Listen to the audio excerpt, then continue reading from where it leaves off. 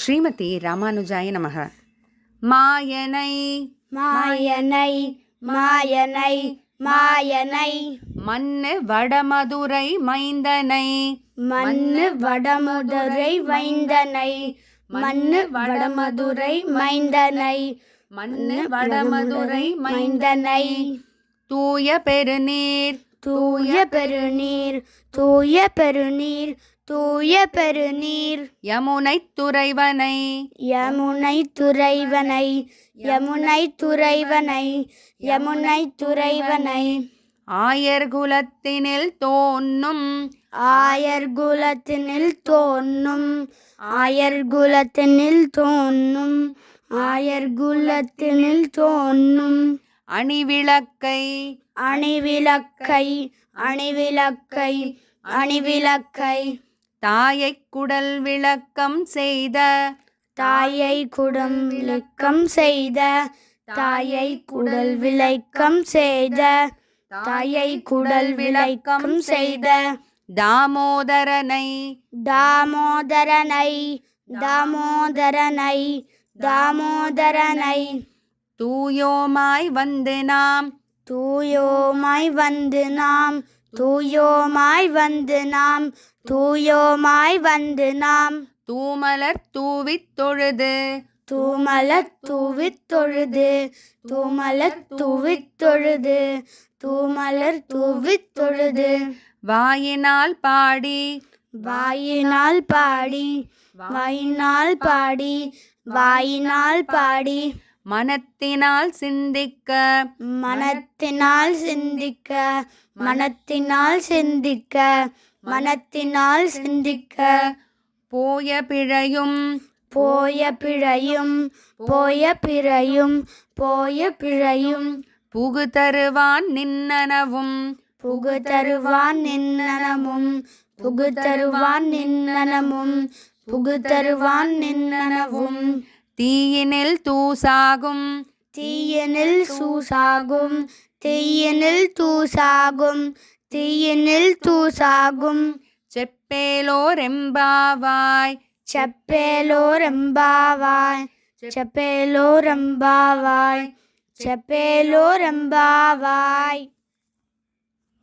மாயனை மன்னு வடமதுரை மைந்தனை தூய பெருநீர் யமுனை துறைவனை ஆயர் குலத்தினில் தோன்றும் அணிவிளக்கை தாயை குடல் விளக்கம் செய்த தாமோதரனை தூயோமாய் வந்து நாம் தூமலர் தூவித் தொழுது வாயினால் பாடி மனத்தினால் சிந்திக்க போய பிழையும் புகு தருவான் நின்னனவும் தீயினில் தூசாகும் செப்பேலோர் எம்பாவாய். இந்த 5வது பாசுரத்தில் ரொம்ப ஒரு ஆழமான அர்த்தத்தை ஆண்டாளம்மா ரொம்ப எளிமையான வார்த்தைகளில் சொல்லியிருக்காங்க. பார்க்கலாம். மாயனை மண்ணு வடமதுரை மைந்தனை. மாயன் எதுக்கு எடுத்த உடனே மாயன்னு சொல்கிறாங்க? முன்னமே பார்த்தோம், வைகுந்தத்தில் இருக்கக்கூடிய பெருமாள் நமக்காக ரொம்ப ஒரு சின்ன ஒரு எடப்புள்ள மாதிரி வந்திருக்காரு அவதாரம் எடுத்துக்கிட்டு. அப்போ என்ன ஒரு மாயம் அதில் அப்படின்னு மாயன் அப்படின்னு சொல்கிறாங்க.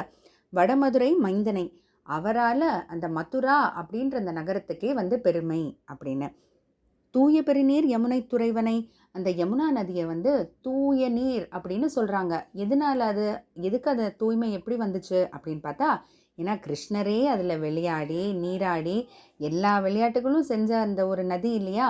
அப்போ அதுக்கு அந்த தூய்மை இல்லாமல் போயிடுமா, புனிதத்தன்மை இல்லாமல் போயிடுமா? அதைத்தான் சொல்கிறாங்க. ஆயர் குலத்தினில் தோன்றும் அணிவிளக்கை, ஆயர்பாடியில் அவர் பிறந்ததுனால அந்த ஆயர்பாடிக்கே அவர் விளக்கு மாதிரி ஆயிட்டாராம். அந்த ஆயர்பாடிக்கே ஒரு வெளிச்சத்தை கொடுத்துட்டாரு எல்லாருடைய வாழ்க்கையிலையும். தாயை குடல் விளக்கம் செய்த தாமோதரனை, அவர் பெற்ற வயிற்றுக்கு அவர் வந்து நல்ல பெருமை சேர்த்து கொடுத்துட்டாரு பிறந்ததுனால அப்படின்னு. அது மட்டும் இல்லை, தாமோதரன் இங்கே என்ன சொல்ல வராங்க ஆண்டாளம்மா அப்படின்னா, ரொம்ப எளிமையாக இருக்கிறவர். ஏன்னா யசோதை வந்து அவர் வந்து சேட்டை பண்ணாரு அப்படின்னு கட்டி போடணும்னு நினச்சும்போது, பரமாத்மா அவர் வைகுந்தத்தில் இருக்கக்கூடிய பெருமாள்லாம் பார்க்காம அவங்க அம்மாக்காக வேண்டி கட்டுப்பட்டார் இல்லையா? அதனால தாமோதரன் ரொம்ப எளிமையானவர் அப்படின்னு சொல்கிறாங்க.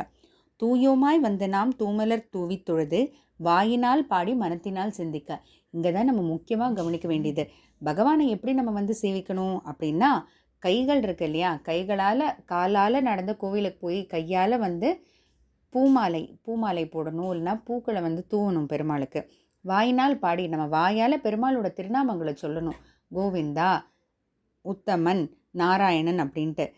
மனத்தினால் சிந்திக்கா, மனசுலையும் பகவானையே நினச்சிட்டு இருக்கணும். அதாவது மனசில் நினைக்கணும், அதையே வாயால் பாடணும், அதையே கைகளால் செய்யணும் அப்படின்னு சொல்கிறது. இப்போது ரொம்ப ஒரு ஃபேமஸாக இருக்குது இல்லையா, சொல்கிறத தான் செய்வேன், செய்கிறத தான் சொல்லுவேன்னு. அது ஆண்டாளம்மா என்னைக்கோ சொல்லிட்டாங்க. அதில் இன்னும் ஒரு படி மேலே போய் செய்யறதுலையும் சொல்கிறதுலையும் மட்டும் இல்லை, மனசில் நினைக்கிறதும் ஒன்றா இருக்கணும் அப்படின்ட்டு ஆண்டாளம்மா சொல்கிறாங்க. மனசில் எப்போதும் நல்ல விஷயமா நினைக்கணும், அந்த நினைக்கிறதையே வாயால் பாடணும், வாயால் பாடுறதே கைகளால் செய்யணும் அப்படின்ட்டு மூணுமே ஒன்றா இருக்கணும் அப்படின்னு சொல்லி ஆண்டாள் சொல்கிறாங்க. தூயோமாய், எல்லாமே தூய்மையாக நல்ல விஷயங்களாக இருக்கணும். அப்படி செஞ்சால் என்ன, போய பிழையும் புகுதருவான் நின்றனவும் தீனில் தூசாகும் செப்பேலோர் எம்பாவாய். நம்ம இது வரைக்கும் செஞ்சுருக்கக்கூடிய எல்லா பாவங்களும் தீயில் ஒரு பஞ்சை போட்டால் எப்படி அப்படியே பொசுங்கிடும் இல்லையா, அது போல் உடனே அந்த பாவங்கள்லாம் பொசுங்கி போயிடும், அப்படியே எரிஞ்சு போயிடும் அப்படின்ட்டு ஆண்டாள் சொல்கிறாங்க.